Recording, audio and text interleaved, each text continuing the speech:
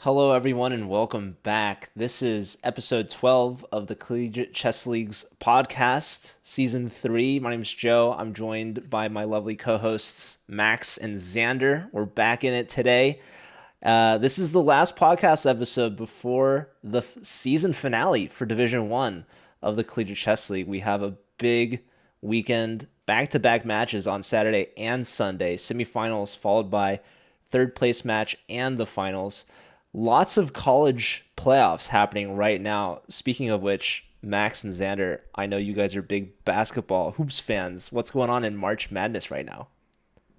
It is Let's March go. Madness, dude. It is madness on the court. Max, tell me about Long Beach. What's going on with Long Beach? State. Long Beach State. I'm sure Long Beach University is just sickened right now. That you're misnomering like this.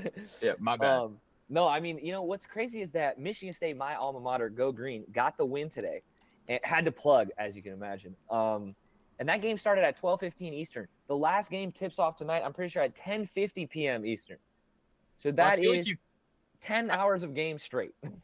I will say, I feel like you really just, you got to ride Tom Izzo in March, but don't you? What do you think about that?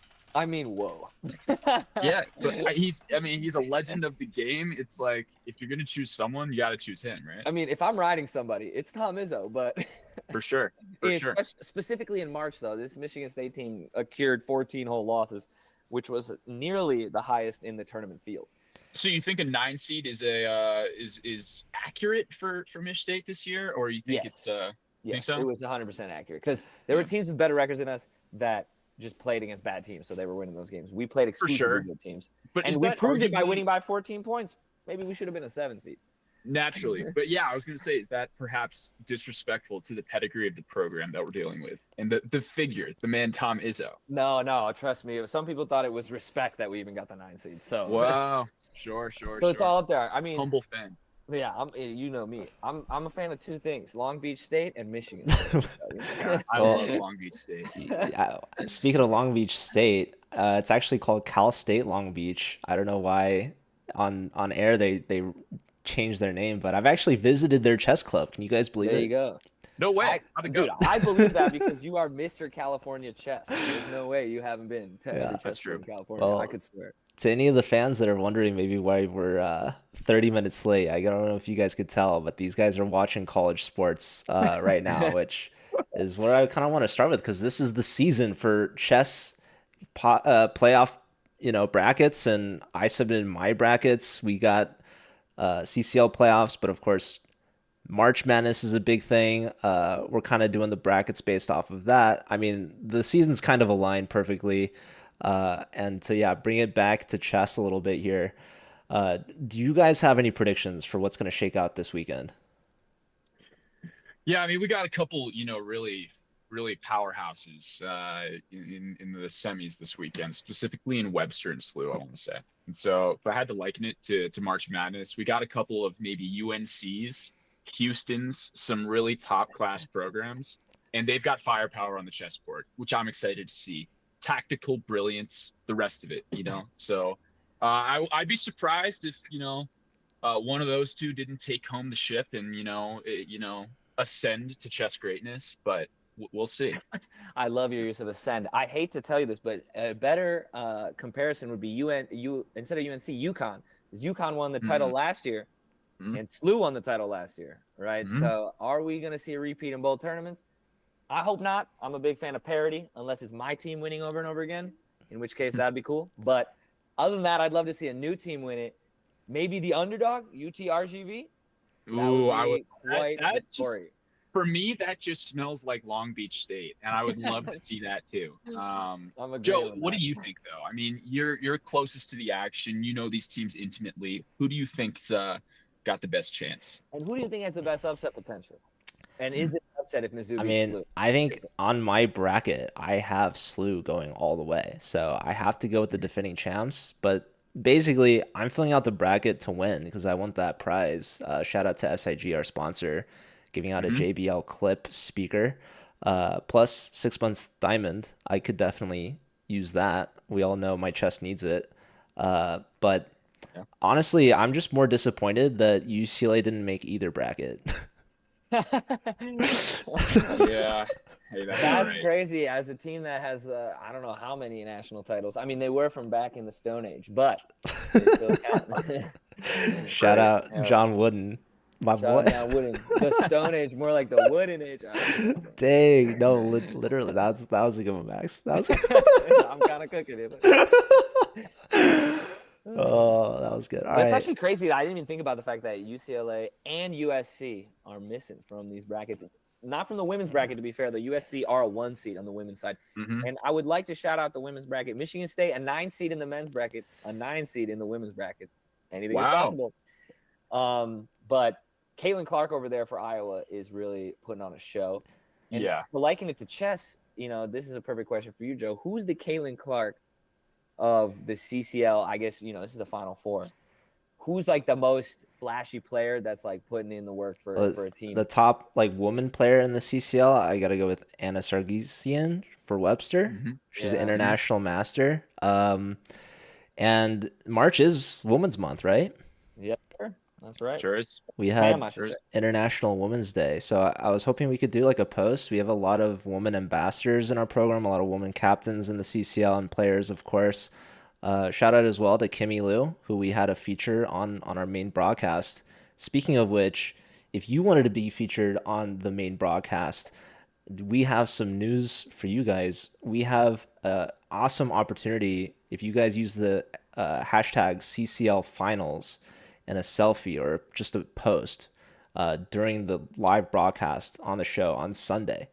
They will put you on, they will feature you on the main broadcast, and you'll be shouted out by the commentators, who's going to be Anna Cramling, of course. And on Sunday, it won't be me. You guys know who it's going to be? I know who it's going to be, and I have a photo with him, in fact. Where'd you meet him? Do you really? Yeah, I met him at Chess Kid National Festival. Him and Yvette, who's who's one of Chess Kid's bots and ambassadors, played Bughouse against Chess Kid Festival attendees. And I'm going to tell you, the two of them had no mercy for those kids. They were undefeated in the Bughouse. And also this person who's going to be commentating is really tall. I didn't know he was so tall. You told me that. That surprised me. Not, for no specific reason, but the streamers are always in chairs. It's the same yeah, thing exactly. With our man Joe Lee right here. Some of you may not know this, but he towers over me. He does. At what are you, like 6'1", Joe? Yeah, about. So not to dox your height. It's Max. Did this mysterious figure cook you on the chessboard, or? I didn't get to play him, unfortunately. No. I did not get to play him. Max would have cooked. Yeah, would you say you're similar in skill, or put him in bullet? Yeah. Are we similar in skill? Let me think. Absolutely not. Okay. Well, who is it? It's none other than Grandmaster Daniel Naroditsky himself. I was gonna say a lot of hints. So yeah, that's gonna be super exciting. Danya filling in on the most important match of the entire season. We're predicting Webster versus SLU, I think, in the finals. But underdog, I think Mizzou definitely has a chance. Mizzou won the Pan Ams, over the board. Final Four? Wow. Final Four is gonna be next weekend. They won the Pan 30th. Ams over the board. Yes. Next week's Pan Ams or Final Four, I mean. Yeah, so this weekend it's CCL finals, and then the weekend after is going to be USCF's finals, their Final Four. So that's going to be exciting. But yeah, all eyes on SLU and Webster this weekend to not only make it to the finals, but to win the whole thing. I did have SLU going on, but I do think Webster, Max, you mentioned parity. I think Webster's the kind of team to root for if you want a change up, and we see Lit Memes in the chat actually cheering on for Webster. So Lit Memes, also Lit Memes generally. Lit Memes, he's my fellow California guy. Let me just pitch you a scenario. We can talk through it, okay? Let's just say that SLU wins again. Do we talk about a dynasty at that point? Is it getting to that point where you start thinking about a dynasty, or is 2 not enough? They're back-to-back defending champs, so they would have won 3 in a row. So I do think that would warrant the dynasty name, but I think it's interesting because I believe Benjamin Bach and Nicholas Theodoro are on their last season. This is their last season competing. If I'm remembering correctly, I believe they're set to graduate. So it'll be an end of an era, and we'll see if they can defend it again without them. I feel like that would be a very tough task. Wow, that's actually, I mean, it's very likening to a lot of sporting stuff. You know, like they win 3 titles in a row, then like the goats have to retire, they have to move on. That's right. And now, like, how do you establish, you know, like Michigan State basketball, a program that continues to excel for years on end? Well, here's another question for you. Forget the teams. Let's focus on individuals. So GM Benjamin Bach, who would he be in sports terms, in NFL terms? Is he a Brady? Is he the GOAT of the CCL? In March Madness terms, we got to think in the current sense, right? He's a college athlete. Who is he in the college sphere? That's a great question. I actually don't even know who the best college basketball players are this year. I mean, yeah, if Max doesn't know, I wouldn't know. The only college basketball player I really knew was Triple J, Jaime Jaquez Jr. Jaime Jaquez, what a player! You know, maybe Zach Edey from Purdue. He's a strong player. I know I see his name in the headlines a bunch, but he may win player of the year. I'm looking for someone that's not only good but great. And what I mean by that is they've got accomplishments to their name. So, you know what one of Bach's accomplishments is top 5 speed chess setup at TwitchCon. Believe it or not, you know, he showed up and he refused to leave the table until he was top 5. Did he beat Danny? That's notable. What up? Did he beat Danny? No, Danny was faster, barely, but they were very, very close. Yeah. He spent a little less time than Danny, though. To be fair, he came back after Danny had sorry about this, Bach, but he came back after Danny set the fastest time and spent like 15 minutes trying to beat it. Couldn't do it and left frustrated. Wow. Exposed. Sorry for the exposed. So he's got speed on the board, but not off the board. Not necessarily off the board. I mean, with these CCL games, I mean, are Bach and Theodore really like that much weighing on SLU's team? Like, I feel like even their other 2 boards do really, really well and are really. Yeah, Batsurin and Robbie Kavlashvili, 2 huge names in chess. They're definitely part of that dream team Magic. I mean, their 4 boards they're like the only team in CCL that have 3 players over 3,000. Wow. You know, and their 4th board's like what, 2,900? Like, they would be top boards on like pretty much any team. So whoever's going up against them, they got their work cut out for them. They're playing Mizzou, who they've beaten them last season in the regular season, but Bach was out. He decided to commentate, so coach's choice maybe not working out for them. But SLU kind of had this like through the quarterfinals, making it to semifinals, overthrowing Mizzou again, and then winning the championship for the first back-to-back championship in CCL history. This time around, they're the number 1 seed in the playoff bracket. They're already in semifinals, and they're now up against Mizzou, who had to work their way through the ranks to get there. And I think that's going to be a really big rivalry match. There was a semifinals match last season. It could definitely have been a finals match if Mizzou was on the other side of the bracket. But I think what's really interesting, talking about like an underdog story or like a dark horse to watch out for, UT Rio Grande Valley. They squeaked their way past Athens barely in the quarterfinals, but they're the only team to beat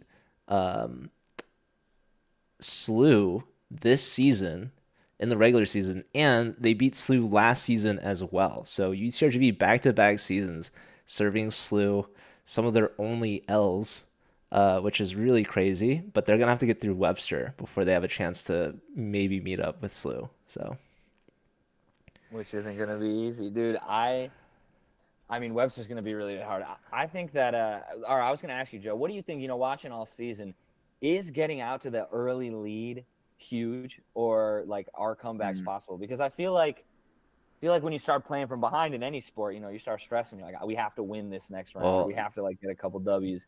Yeah. Or is there like a lot of strategy to like, oh, we had our bad boards, like our board 1 versus board 4 in game 1. So like we're hoping for a back end like push. The UTRGV versus Athens quarterfinals match was crazy because it started with a 4-0 sweep for UTRGV.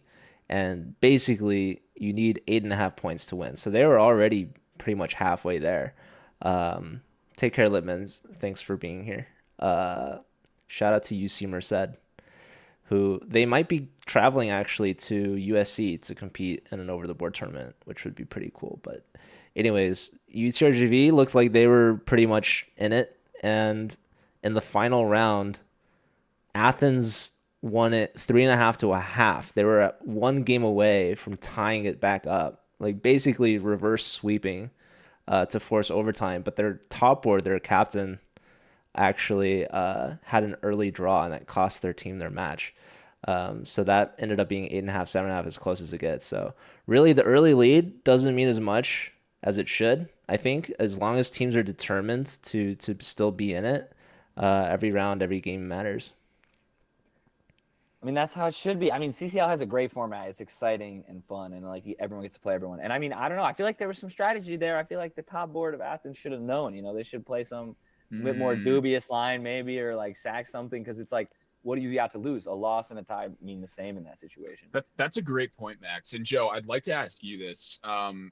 To what degree do you think these teams discuss macroscopic strategy going into a game, where you're not just focused on your own repertoire or your own, tactical acumen, but you're ready to think about as a team, okay, on board one, we may just need a draw here. And does that strategy ebb and flow throughout the match?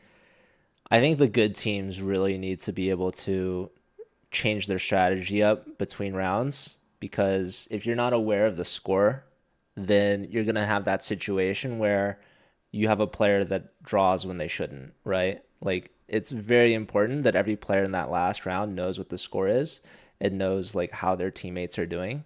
Otherwise, you're just like not aware. It's like in basketball, the coach is always aware, like, okay, do we go for a timeout here? Do we let the players play? You have to make sure you're subbing in the right players at the right times. So it's always something that the good teams will have on the back of their mind.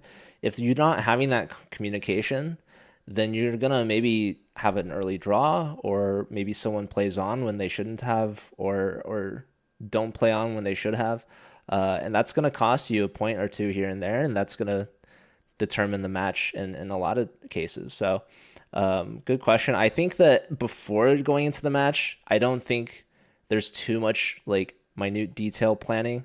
I think at that point, every player is just trying to play for a win. But sometimes it's really interesting. You'll see a difference in play style between the first rounds and the last rounds. Like sometimes players are a little bit more cautious or nervous early on when they're not sure. And we've seen players between matches, like one match, Raja from Mizzou, he got swept by SLU 0-4.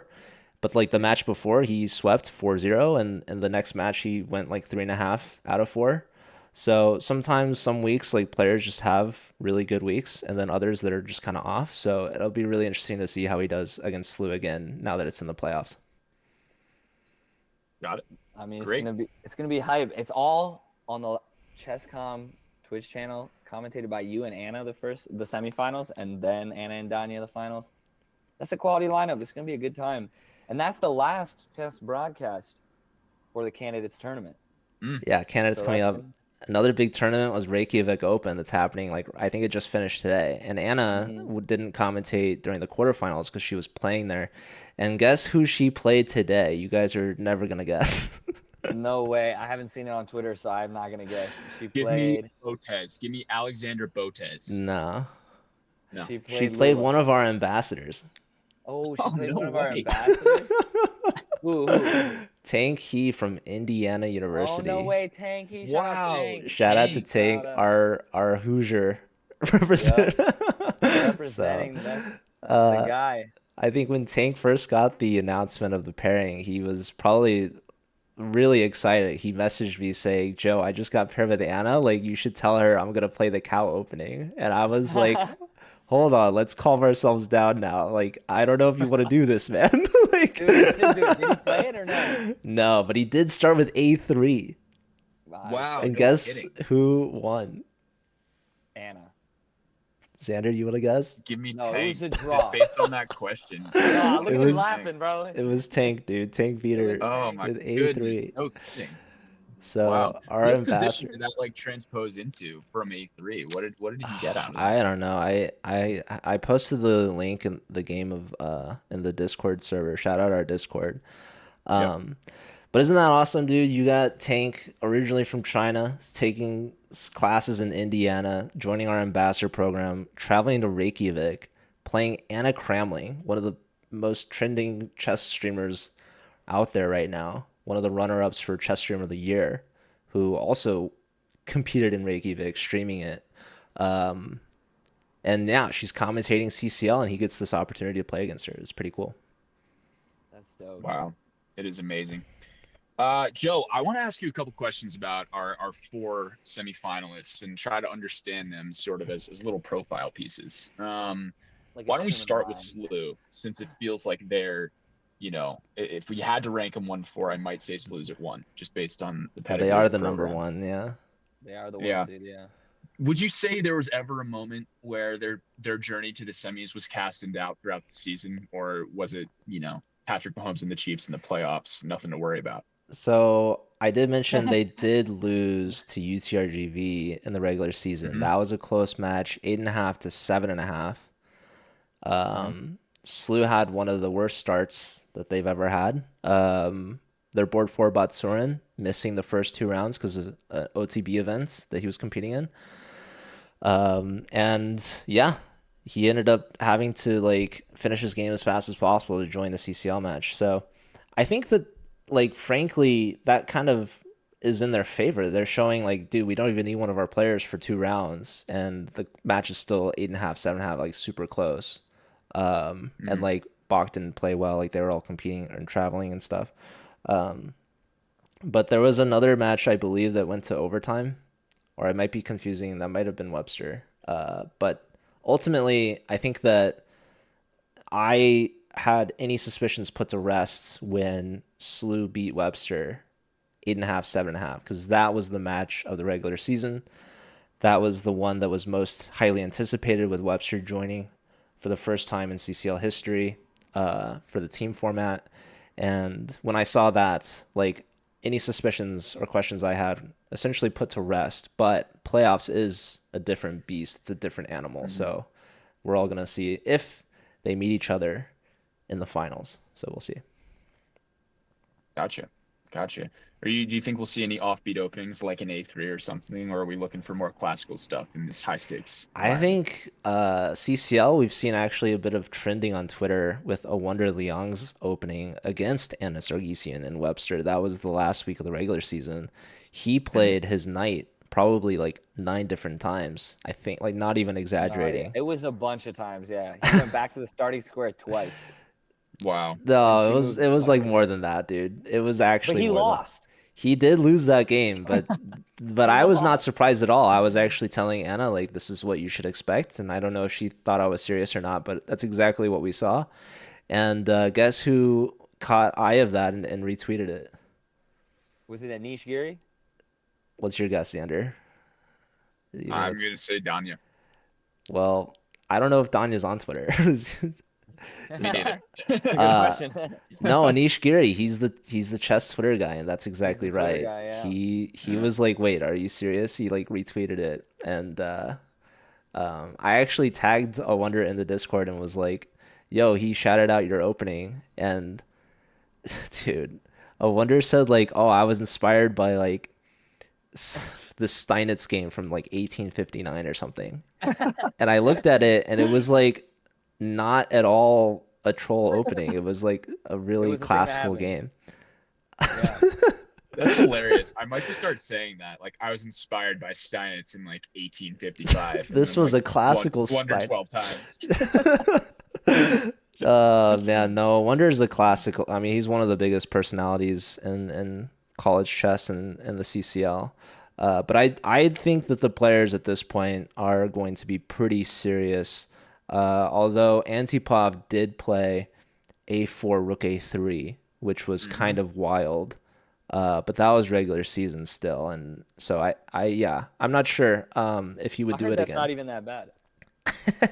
Well, okay, it wasn't that bad when he played it because he played some other moves first. He didn't start with that, but I think starting with that is probably pretty bad. Yeah. But these GMs, they can get away with a lot of crazy stuff.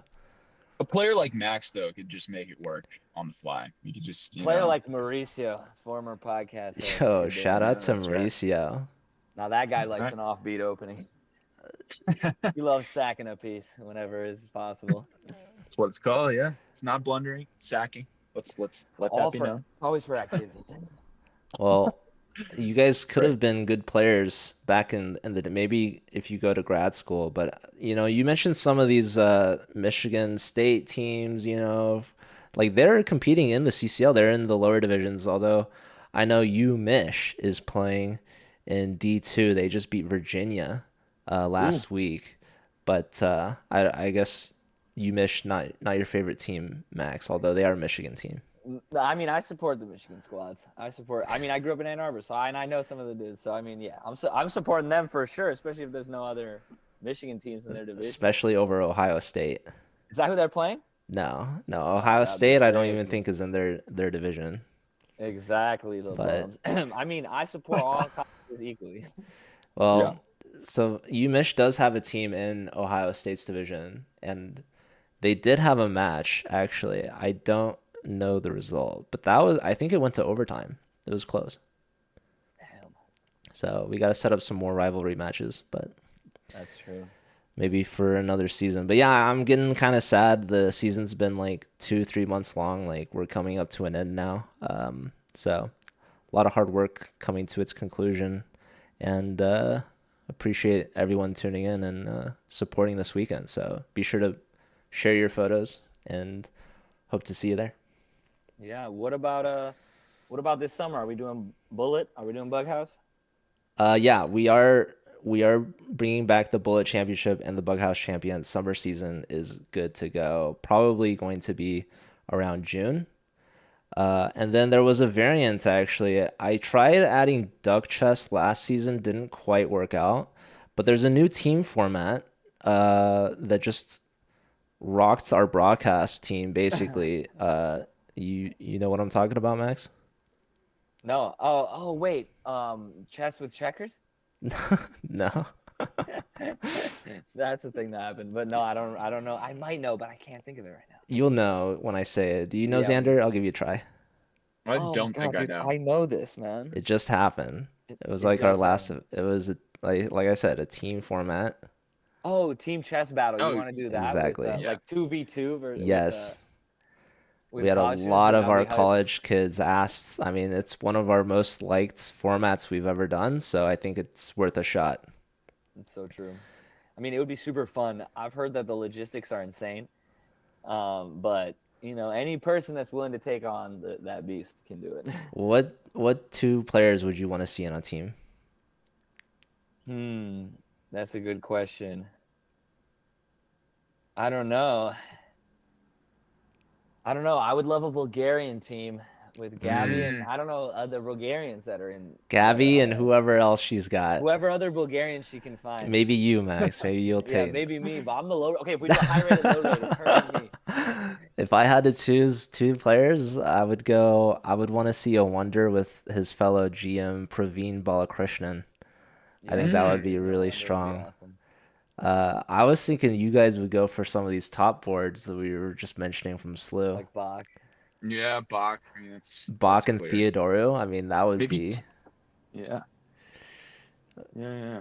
I mean, yeah, Bach and Theodoro would be like they could literally play an actual team chess battle. They They could just be in that. They're good enough. You think they could take on Danya and Hess? They could take Danya and Hess on. They would literally be a favorite of playing them. No way. Yes, they You would. think so? Yeah, they're both better than I Hess. mean, No offense to Hess. Oh, snap.